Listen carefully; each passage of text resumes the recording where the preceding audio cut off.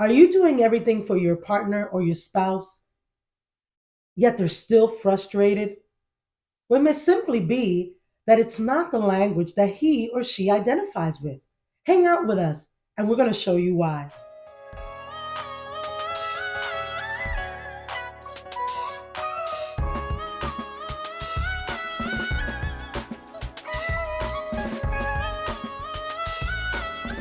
Hello, everyone. I'm Ty, And I'm Millie. and together we are Three Three Made made One. one. But listen, we're so glad that you can be with us today. Many of you have inquired about us sharing and teaching on five love languages. And so we are going to take today's video and share on the five love languages from the book, The Secrets to Love That Lasts by Dr. Gary Chapman. In the beginning, we kind of struggled a little bit Yeah. because we didn't really have an understanding of the love language. Mm-hmm. In the beginning, my husband would ask some things of me, and I would comply, of course, because he was requesting those. It wasn't, big thing. But I later discovered in our marriage that, wow, this is his love language. This is how he receives love. So it wasn't until we started implementing the love language that we really understood or learned our love language. So we'll share that with you today with hopes that it will be a blessing to you as well. So, love language number one are words of affirmation. Mm. Words of affirmation. And words of affirmation is simply expressing love verbally to your loved one. Words of adoration and showering them with compliments. For example, I just want to tell you that you're a phenomenal mother, and your attentiveness to my desires as your husband just means so much to me. I mean, you're just radiant, Thank beautiful. you. I couldn't ask for more. And I appreciate you and I thank you for your cooking, for all that you do for us on a daily basis. I really appreciate you for that. Absolutely. Thank you. I'm your maid. Yes. No, you're not my maid.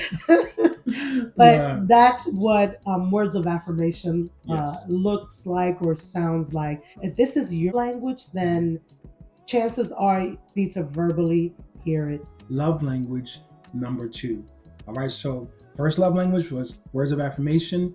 Now moving on to love language number two, which is acts of service. Acts of service. Now, acts of service is something that I can relate to. Yes. Because early on, and even now, at times, I assume that this is the manner in which my wife desires to be loved. And it's not. It's the way I show love. It's through my acts of service, things I do, as she mentioned, cooking. This is how I assume or believe she desires to be loved. Now, your spouse may desire to show their love this way or desire to receive love this way. So acts of service are taking out the trash, paying bills, washing a car, doing things around the home, and just pretty much providing service to your loved one as a manner of love language. Yes. And then what happens is when the person's love language is acts of service and you don't follow through and they experience broken promises, they kind of internalize it as, as a letdown and they don't do well with it. And so that's not the way they receive love. Right. And there's a constant battle there because hey, you're going above and beyond, telling the person that you love them, 10 times a day, but it's not their love language. It's what you do for them. It's following through to your commitments that really speaks that love language to them. That's right. And so, right in that space, we want to deal with the next love language, right? So far, we've talked about the acts of service and we've talked about words of affirmation, right? Mhm. And so now we want to deal with receiving gifts. Love language number three is receiving gifts. Receiving gifts. So I want to kind of expound on this because I've always been like a big gift giver, but I've also made sure that like even the boys understood that you're grateful for anything you receive. It's not the cost that matters to the person, Mhm. it's the intentionality Right. behind the gift. So when a person whose love language is receiving gifts, Yeah.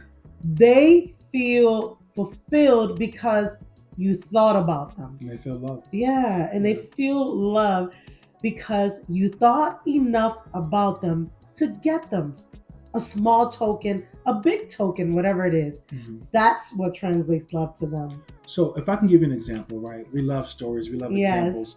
And so we were at a game, at a high school game where our son plays basketball at Egg Harbor Township. And my sweetheart was going to the concession stand and she asked, she said, "Sweetheart, is there anything you would like?" And I said, "You know what, sweetheart, you know what I haven't had in a while is a good old Snickers. Mm-hmm. If you would be so gracious and kind to get me a good old Snickers." And she arrived without a Snickers. And it was okay. She said, "Love, they actually didn't have a Snickers this time." I said, "It's okay, sweetheart, not a problem." A couple days later, I awoke to a beautiful love letter that said, "Love, um, I didn't forget about you. I heard you, and I just want to tell you that I love you." And below that love letter card was a Snickers. Mm-hmm. And I was just moved um, so deeply within my heart because my sweetheart remembered 2 days ago what I had asked for. Here we are 2 days later, and she got me a Snickers. So that was so kind of you. And that was Thank what? you. That was what? Uh, Love language of giving, right? yeah, receiving gifts or Receiving giving. gifts and giving. Yeah. Mm-hmm. So, And I wouldn't necessarily say that that's our love language. no. That's not our primary love language. Right. It's just we're very thoughtful. We try to remain thoughtful in Right. those areas, and me writing the note was to remind him how important he is to me, and that even though I didn't wasn't able to give it to him at that moment, I thought about him enough to give it to him when I was able to. Absolutely. So keep in mind, um, all of these love languages are great to apply, right? They each matter at different points in Yes, our they do. lives, but it may not necessarily be the love language that you need to be fulfilled and feel love in totality. All Yes. right. So now we want to move on to love language number Number four, 4, which is quality quality time. time. Now, if I may expound on this, Definitely gonna expound okay? on this one. Because listen, y'all, this is my love language. Yes. Quality time, not based on quantification, not on the number of the time spent together or the amount of time, but on the quality of the time Mm-hmm. spent together.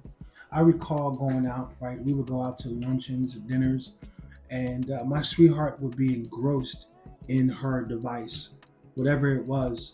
And I would wonder to myself, does she really find me interesting? Does she really care to have this one-on-one time with me? That she would put her device down. Can I show? Can we show you the phone? Yes. And this is what my husband is referring to. So, sweetheart, I was thinking about what we can do next week as we engage. Okay, baby, that's a Sweetheart. good idea. That's Sweetheart, yes, honey. I'm trying to express something to you, and you're not giving me undivided attention. Oh, I'm sorry. Thank you, sweetheart. So what I was going to say was that I was wondering if we could talk about what we can do next week. Okay. All right, as Absolutely. we begin to look at opportunities, our time. We're off a couple of days next week, and we can plan something and go out and go out of town or something. Sounds great. Sounds great. Sounds great. Awesome. Now, what you saw there was acting 101. Whew. Right? We're not looking for awards or anything. Awards. But it was a true encounter. That was a true example Yeah. of what we used to experience early on Mm-hmm. in our marriage. And you see how simply, just how easy it was to resolve the matter. But it wasn't as easy in the beginning. It wasn't. Because right? I couldn't understand why it was so important to him. And I Right. didn't understand the love language. So I just kept doing it, and he would remind me over and over and over and over. And so what can be a result of that is constantly reminding your spouse or loved one is that you won't engage Yeah. in a conversation with them. And so you will find yourself, okay, well, I am assuming they're not going to be interested in me or wanting to spend this quality time together, one-on-one, where we have one another's undivided attention, that I'll just, bring my device, Yeah. or play word search or something while we're waiting for our meal, rather than having that time to talk, expound on, our heart's desires, our plans for the future, Yeah. and And just one of the engaging in things each that other. you used to say was, be in the moment. You are not in the Yes. moment. And I have to agree because I'm very fast paced and I'm constantly going in my thoughts, what to do, things to accomplish. And I had to really grow in the area of being in the moment. Yeah. So if that's your spouse's love language, you have to learn how to be in the moment. If not, it could be very detrimental to the relationship, Yeah. because they need that time, Absolutely. So. Absolutely. Well, just for recap purposes, we talked about quality time. We've Mm-hmm. talked about words of affirmation, acts of service, Uh-huh. and what else did we talk about? What did we talk about? Receiving gifts. Receiving We gifts. talked about receiving gifts, y'all. So Uh-huh. listen, y'all see us look down from time to time. We do have notes that we want to Yeah, reference every absolutely. now and then so that we stay on track. So, with that being said, number 5, love language is the number 5 love Love language language, is physical physical touch. touch. Physical touch. Now, if I can just put this out there, in the book, Dr. Gary Chapman says that this particular love language of physical touch does not necessarily mean that it's based on sensuality. Mm-hmm. Does not necessarily mean that it's about sex. That's a Okay, key. that's a key. Let's keep that in our mind. Yes. If you want to hold in the subconscious of our thoughts, remember that it's not primarily predicated on intimacy of sexual No. intercourse. Okay. Absolutely. And one of the things that I'm not sure if anyone has experienced this, but those of you who are married, sometimes when it's not the other person's primary love language, they can translate or think that intimacy is what we're looking for, Right.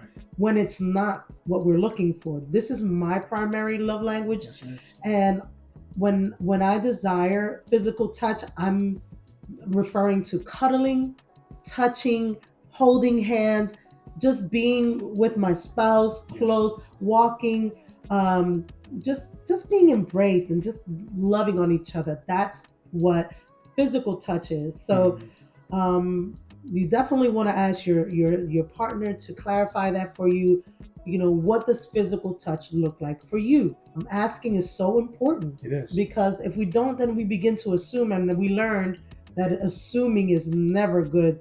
This is something that's really funny. My husband, we know his love language is quality time, right? Well, he has no desire for physical touch. Like, he is perfectly fine. I always say he's militant because he was in the service in the Air Force. So salute for that. We appreciate his service. But he's perfectly fine. He is going to love you. He's going to honor, respect, give you everything you need. But he likes his space. He does. And so this is That's one of true. the, so imagine, That's true. he's coming into a family that's like touchy feely. Yeah. So listen, Oh, y'all. I thought I was in Italy. I mean, with the 2 and 3 kisses, Oh, die, I love you. Oh, die, and yeah. as much as I enjoyed it and love my family, I thank God for my family. I was overwhelmed because Yes. that's not my language, y'all. That's not my love language. That truly is my sweetheart's love language, and I had to learn that. And I would wonder why at times my sweetheart seemed down, and she would say, "Sweetheart, I don't feel like I'm being fulfilled." And I would say, "Wow, we've beautified our home. We may have God's blessed us to get another car and a heart's desires. Yeah. Our children are doing well, we're healthy, and ministry and all that, and God's grown our gifts in every area." And she didn't feel fulfilled. And I said, "Lord, why doesn't my sweetheart feel fulfilled?" And God simply revealed to me, you need to communicate with her, talk to her, ask her why. And she reminded me, "Love, do you recall us going over our love languages and the 5 love languages?" And I said, "Yes." She says, "Well, my love language is physical touch, Yes. and you're not meeting that need. You're loving me every other way Yes. than the way I desire to be loved." Mm-hmm. And I had to really sit down and process that and begin to love her the way she desired to be loved. And it has been a blessing. He shared with me that when he cooks, He loves to feed us and loves like a reaction, and so just today he made some wings, and I quickly remembered, wait, he's looking for a reaction. So I said, oh, baby, these are good, which they were good because he's a great cook. But I was conscious and intentional about complimenting him and giving him that reaction he was looking for. Why? Because that keeps his love tank full. And so when you're intentional, Yes. and he's intentional about keeping my love tank full, and I'm intentional about keeping his love tank full, then we're good. Not perfect, because we still have our things we go through, but it just keeps us full in our love. And I love the fact that you used that example of the love tank. Imagine if you're driving your vehicle, right? You have planned your destination and you're excited. The weather's beautiful, a nice cool breeze, and you got the top down and you're driving. But imagine that you're driving and you have a tank that is on E.